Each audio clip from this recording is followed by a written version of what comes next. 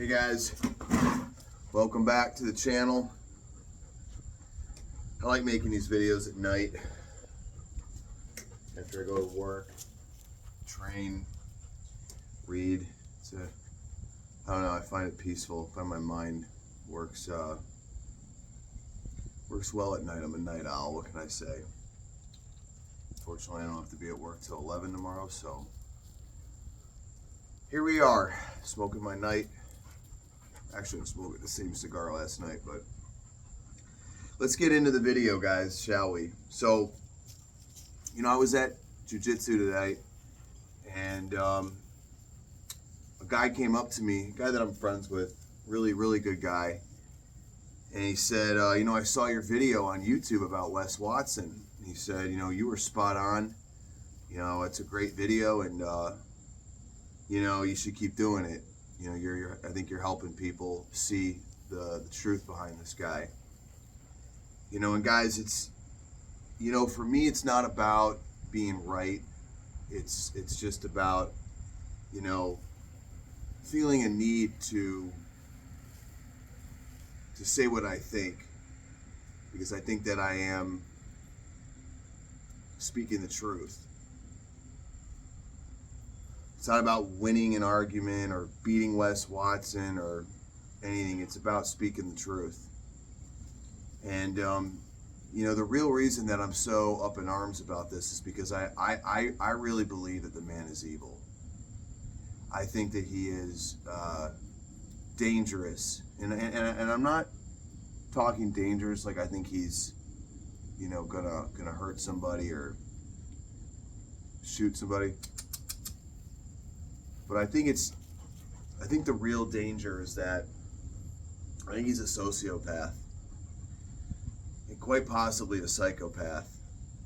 He has all the traits of, if you look at the Diagnostic Statistical Manual of what antisocial personality disorder is, the extreme narcissism, coupled with, basically what a sociopath is it's a narcissist that doesn't have remorse, doesn't have empathy, and is highly insecure. And that's why he blew up on Andrew Wilson at the Fresh and Fit podcast. And that's why he has the need to brag about how much money he has and the cars that he drives and how much everything costs. This is all part and parcel to the diagnosis.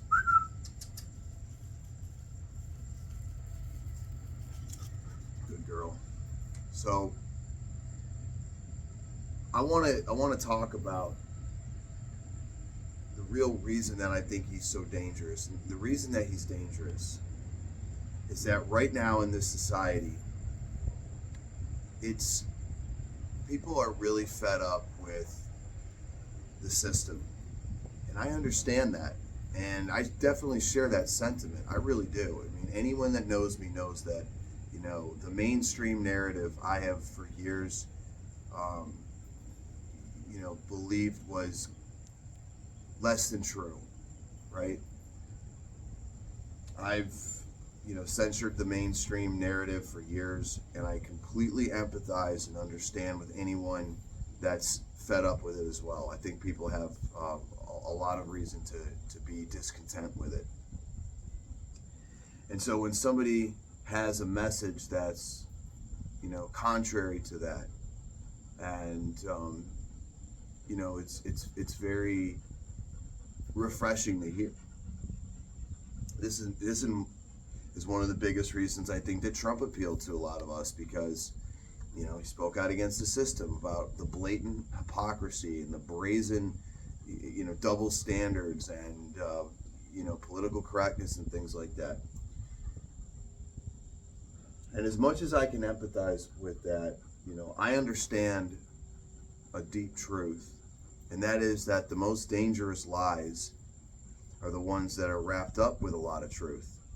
And that's really what the dangerous thing about Wes Watson is that he has so much truth and wise things to say, but that he packages his message with, but the follow through And the way that the man talks a good talk for the most part, but he walks a devious walk, a terrible walk.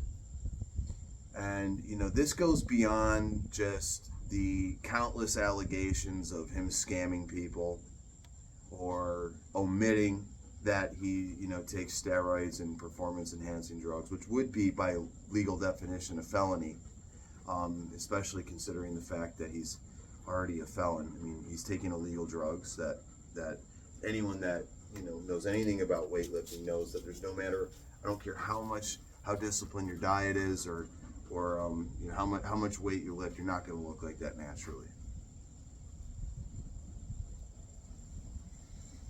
But this goes well beyond that.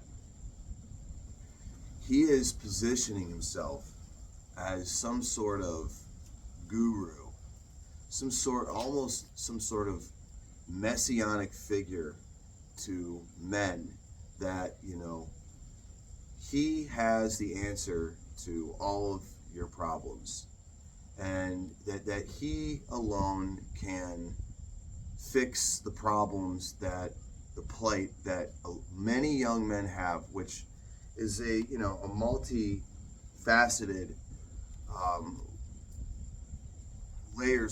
it's a multifaceted reason of why young men are struggling like they haven't struggled in past generations. And I could make a whole video of why that is. But, you know, a couple of the obvious ones are that we have an epidemic of a lack of fathers. We have the erosion of community, of, you know, the staples that really held society together. You know, the strength of the family, the strength of the community, the belief in the country, I think greatly has eroded.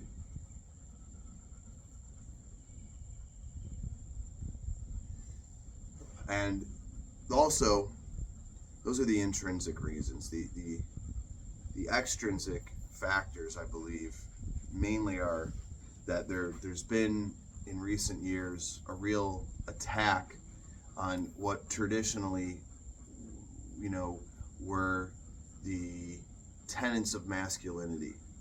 You know, being strong, being decisive, being a leader, you know, being a provider, being a man that stands on principle.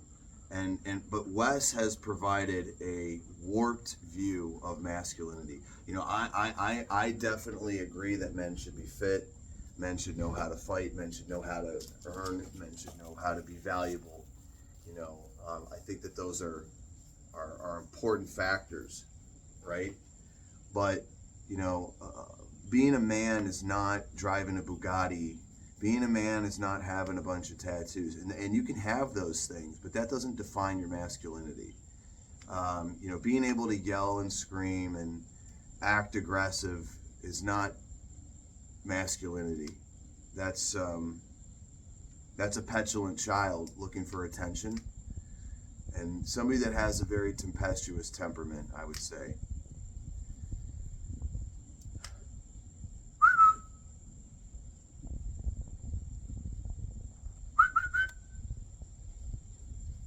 Good girl. I'm gonna put her up in the front yard. She's still a pup and wants to explore everything. Doberman philosopher, right? And the thing is, though, is that the type of men that are going to be attracted to Wes Watson are men usually who, you know, who are young, who are impressionable, who are very easily swayed by, you know, fancy, shiny things. And, you know, he has created a message that makes people want to chase and want to emulate something that is false. It's a false reality. And if you look at Wes Watson, if you look at what's coming down the pipe for him, you know, it doesn't take I believe, a whole lot of brain cells to prognosticate that his behavior, his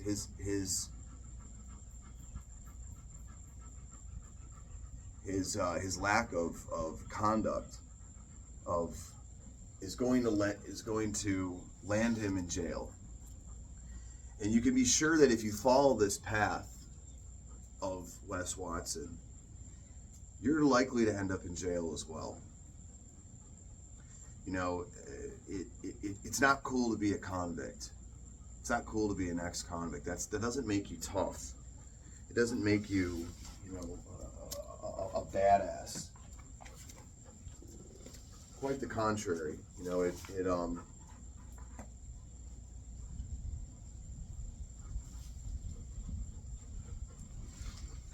this one out. I gotta look for my lighter here. I'll be right back.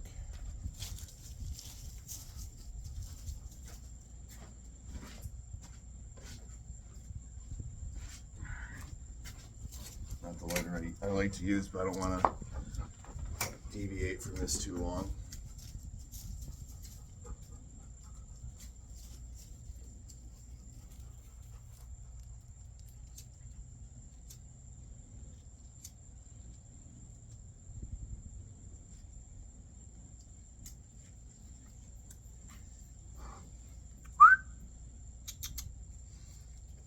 So guys, understand this.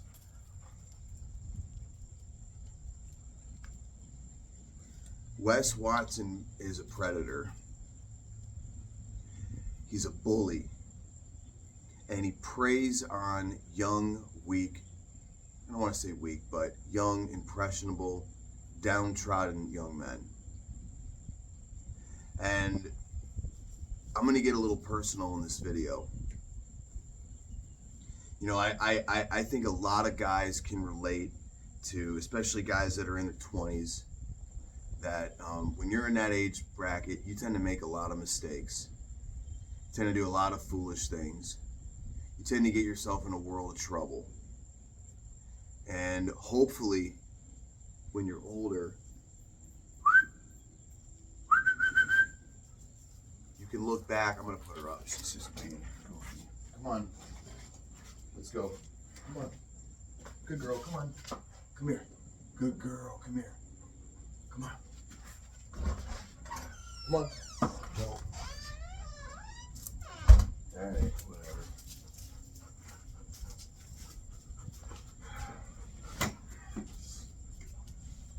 So, you tend to make a lot of mistakes. You tend to believe things that aren't true. You tend to do things to get attention, to get respect, to get notoriety, to, you know, really, I would say, do things to define yourselves. You know, a lot of young men were looking for identity. We're looking to get respect. And a lot of us choose, you know, unwise things to achieve that. And I'm no different. I had a rough go of it in my 20s. You know, I've been homeless before. I'm not a stranger to getting my house shot up or guns put to my head. You know, and those were direct consequences of poor decision making. And some issues that I've had that you know, I've had to deal with. Right? I don't want to get too caught in the weeds and too granular with it, but I'm no stranger to that. And that's why I don't really hate on his followers so much, because I understand that that's coming. You know, these are young men that are looking for guidance. They're looking for someone to guide them towards a better way of life, but they're looking in the wrong place. You know, something about fast money, fast women, is that they, as easily as you get it, as easily as you'll lose it. And that tends to be the case. You know, things that last, things that have deep roots tend to take a long time to develop. And this is exactly why Wes Watson will not ever do martial arts and will never fight a UFC fighter and hates martial arts and hates UFC fighters. Why? Because they can do something that Wes can't do. Because I'm going to tell you something. I don't care if it's Taekwondo or Muay Thai or boxing or Jiu-Jitsu. You are going to suck for the first 3 to 5 years. You're not going to be very good. You're going to get your ass kicked on a daily fucking basis. And you have to have humility in order to endure that. One, it hurts your body, hurts your pride. You know, we all think we're badass. It's like Mike Tyson said, everybody has a plan until you get punched in the face. We all think we're tough. We all think we're badasses until we realize that somebody that looks like, you know, half as athletic or strong or as tough of us can manhandle us because we are not skilled at fighting yet. Nobody comes out the womb knowing how to throw a perfect left hook, or knowing how to do a perfect double-legged takedown, or knowing how to do a perfect hip throw, or a perfect, you know, teep kick in Muay Thai, or a roundhouse kick, or whatever, right? Whatever discipline you're into. And so, you know, that builds character. That builds somebody who is, you know, is creating a foundation for not only a skill that they're trying to learn, but it really is, it's character development.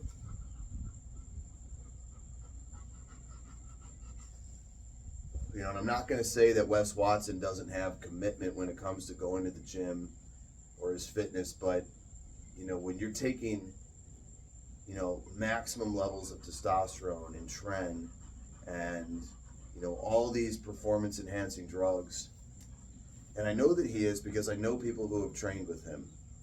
I know people that know him personally, that have him on, you know, in their contact list on their phone. Okay, so I'm not saying this because I'm speculating.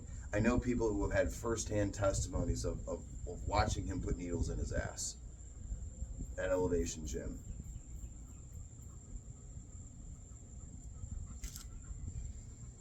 When you take the shortcut to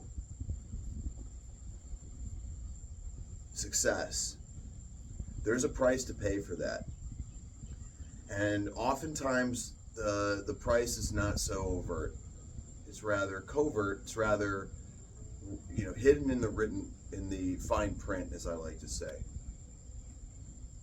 And you usually don't reap the consequences of your actions until it's too late.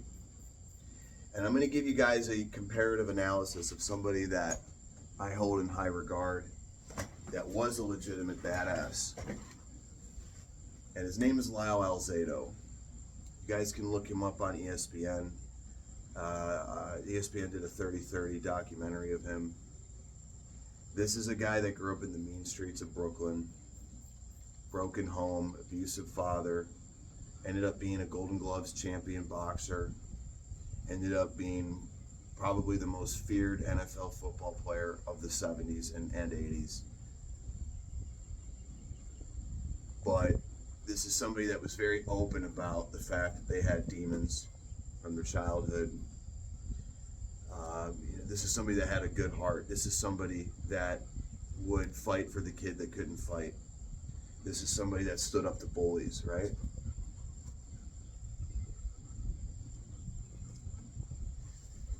Now, Lyle Alzado was the first major athlete to come out and admit he took steroids. He ended up getting lymphoma of the brain, died at age 41.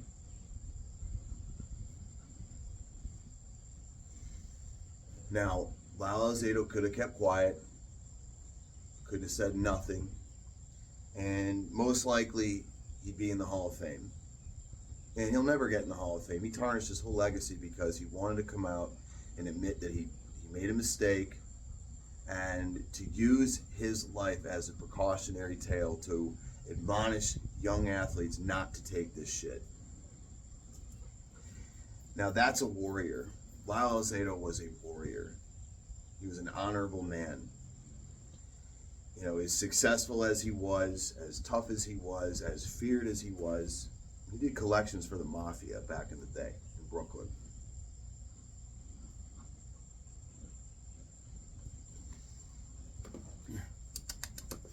Something about Brooklyn, you can't be a fake. You can't be fake there, because you'll get called out and you'll get your ass kicked. Back in the day, you want to go around acting flashy and thinking that you're better than everybody, you'll have 5 guys come out with baseball bats and show you what time it is and clean your timepiece, if you know what I mean. And this is a type of environment that Lyle Alzado grew up in.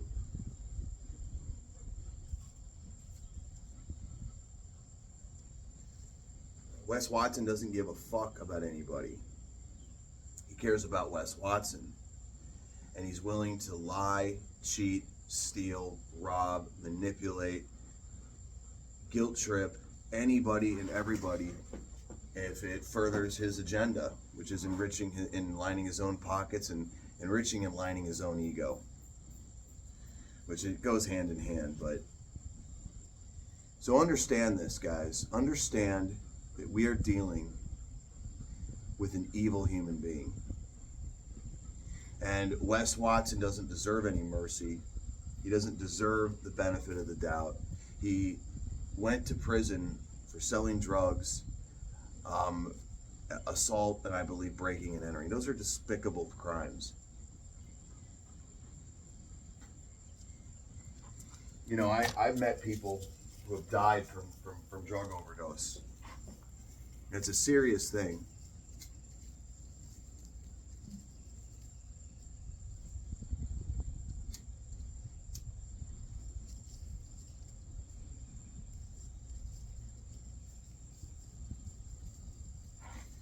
A lot of you guys say, you know, I really liked his message on the park bench and he really changed when he got money.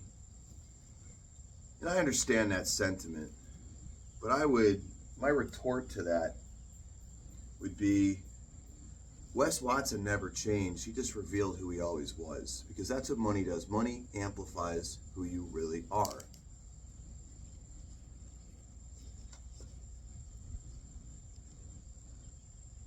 And that's when we really see who somebody is. And what we see is somebody who is the textbook definition of a sociopath. Quite possibly a psychopath, but I at the very least, at the very minimal, he is a sociopath. Be right back.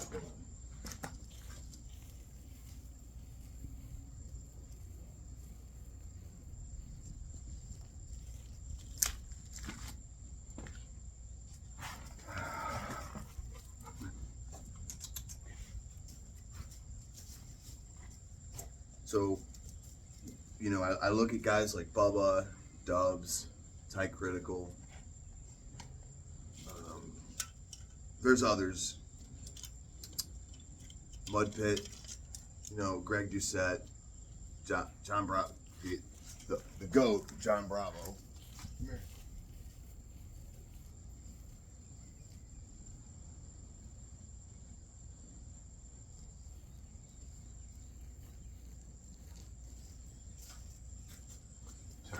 Having a puppy is a pain in the ass. It really is, but no.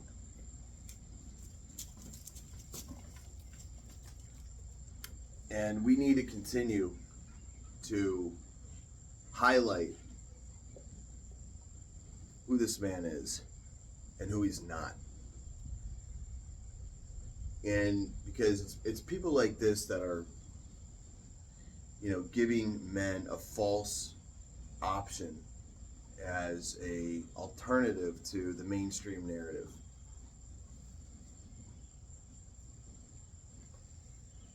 And the sad thing is that there actually are honorable men out there, and they're honorable guys that, you know, you can learn from.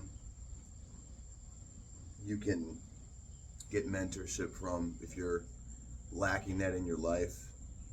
But that's not Wes Watson. You know, a real mentor, there comes a point when you have enough money where you shouldn't have to keep on selling coaching programs. You know, and if you have as much money as Wes Watson claims, why don't you show that you really care about your message being promulgated in a way that is attainable and reachable to people without charging a shitload of money?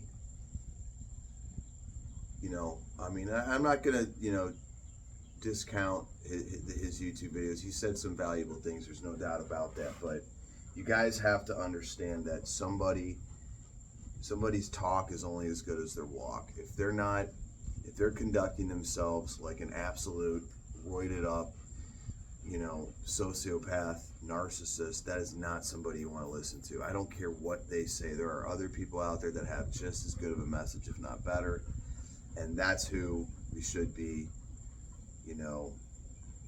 speaking highly of and pointing people in the direction of those people.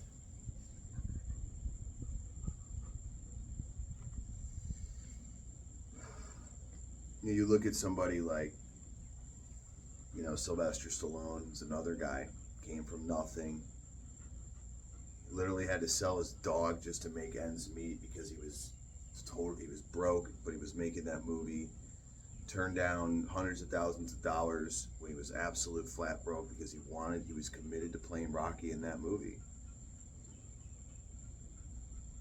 Or Lyle Alzado, somebody that came clean and told the truth to try to warn people about some bad decisions that he made that ultimately ended him in the ground, 6 feet under.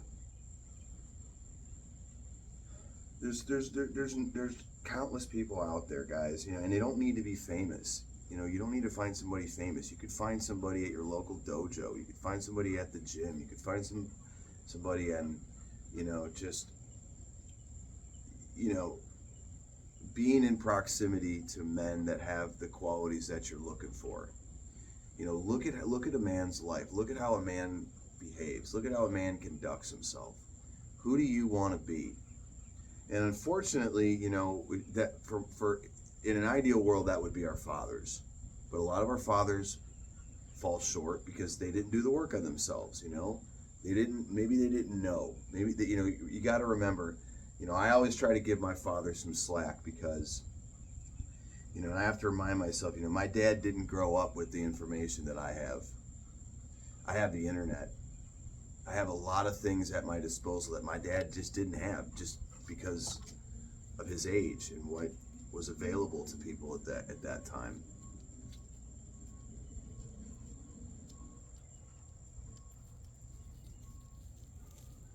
But these things need to be pointed out, and they need to continue to be pointed out until Wes Watson is behind bars, because that's where he belongs. That's what needs to happen. People need to understand that there's consequences to your behavior, and that just because you have a lot of money, and just because you have a lot of followers, and just because you have a lot of clout doesn't mean that you get to, behave above the law. We are a nation of rules. We are a nation of laws. Those laws need to be upheld. They need to be enacted, and they need to be dished out, when people clearly are in violation of those. Or else what do we have? We have anarchy. We have chaos. And hopefully justice, will prevail when Wes has, I believe he has 2 trials, a civil and a criminal case. And I believe that, I hope that the justice system actually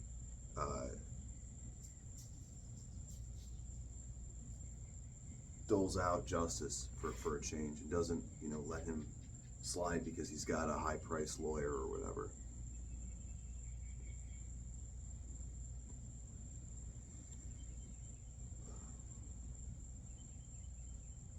I mean, guys, I know people who are extremely dangerous individuals. I've met them, I've trained with them, you know, and I can definitely tell you that none of these guys act like that. I know guys that are Navy SEALs. I know guys that are professional fighters. I know guys who are, you know, 30-year vets, SWAT guys and FBI guys and police officers and, you know, highly respected martial artists. Like, none of these guys behave that way. And they have all the tools and all the knowledge and all the ability to, you know, do exponentially more damage than Wes Watson could ever do. But they don't go around, you know, behaving that way. And you guys need to not be attracted to that. Like, you guys got to understand that, like, that's a very provincial mindset. It's a very provincial mindset to be attracted to the glitz and the glamour. And it's very Miami. It's very fake. It's very surface level. It's very prosaic. It's very, you know, I could conjure up, you know, dozens of adjectives to describe this immaturity, lack of sophistication, I would call it, you know.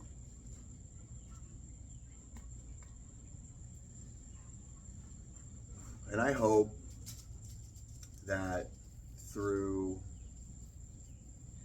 the amalgamation of content creators exposing this guy, and hopefully an impending jail sentence, a lengthy jail sentence, that, you know, Wes Watson is just a thing of the past, and that people like him are deterred from taking up space on social media and trying to make money off of the plight of suffering, impressionable young men. And for any of you guys who have been in those situations, you know what it's like to be broke. You know what it's like to be down and out. You know what it's like to be hopeless. You know what it's like not to know what to do. That, you know, there are better ways to go about fixing that than giving your hard-earned money to somebody that wouldn't care if right after you signed up you dropped dead the next day. As long as that money's in his account, he could give a fuck less. And we need to, as a society, we need to have men. We do need to step up as men. I mean, that I agree with. We need to step up as men in a big way. But that's not going to come through the auspices of Bugattis and call girls and no.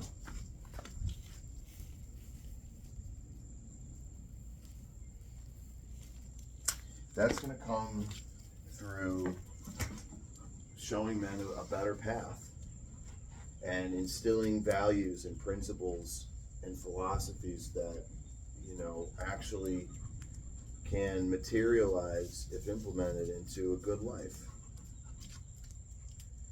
You know, because judging yourself as a man by the women you can get with, you know, I'll tell you this, guys. When a girl is with you just because of your money, and you're with her just because of the way she looks, you know, you are one fuck up away from losing that person. And then you're going to have to sit with yourself, and then you're going to have to come to terms with the fact that your whole life, your whole identity, your whole decision making, everything that you've worked for has been for nothing. It has been for vanity. It has been skin deep. And when you're old, when you're in your 50s and you're in your 60s, and you can't even get a hard on anymore because you've done so many steroids and drugs and all the stupid bullshit, you're going to actually want somebody that's there because they actually want to be there, and not because you can get them a G-Wagon or get them a boob job or get them into, you know, whatever club that you have connections to get them into. You're going to actually want somebody to sit out in the front porch with you and just enjoy being together, looking out into, you know, hopefully your house and your yard and a life that you've built. shortly put, guys, and I'm going to end it here.